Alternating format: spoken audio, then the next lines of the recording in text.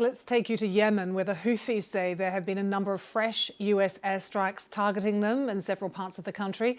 The Houthis are an armed group with close links to Iran. They do control large parts of Yemen. These pictures posted on social media by the US Central Command show American fighter jets taking off from an aircraft carrier thought to be in the region. These latest missions are part of what the US called a decisive and powerful wave of airstrikes targeting Houthi-controlled parts of Yemen.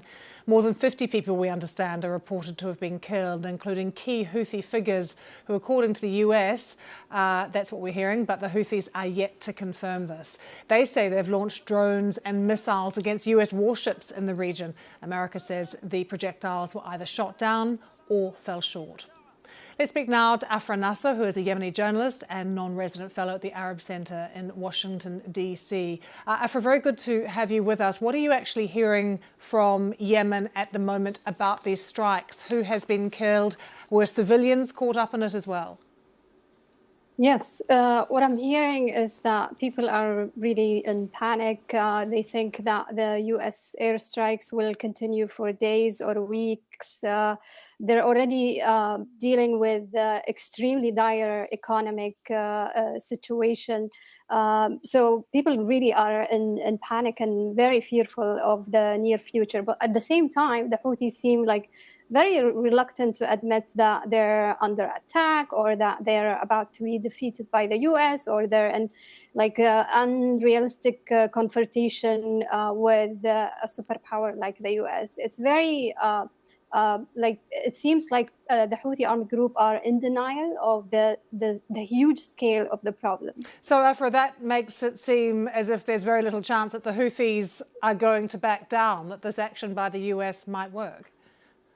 It's true. I think without having like a comprehensive and holistic approach to the Houthi armed group and their attacks and the crisis in the Red Sea, I think without having a comprehensive approach, it's really hard to really make any gains against the Houthis. I think what we have seen over the past 10 years, in fact, we're approaching in a few days the 10th anniversary of the Saudi-led coalition intervention in Yemen.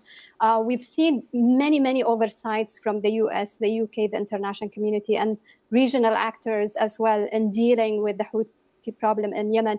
And what we are in today is a result of all these oversights, whether diplomatically, politically, militarily. And Afra, when we talk about regional actors, what about the role of Iran at the moment? How have they responded?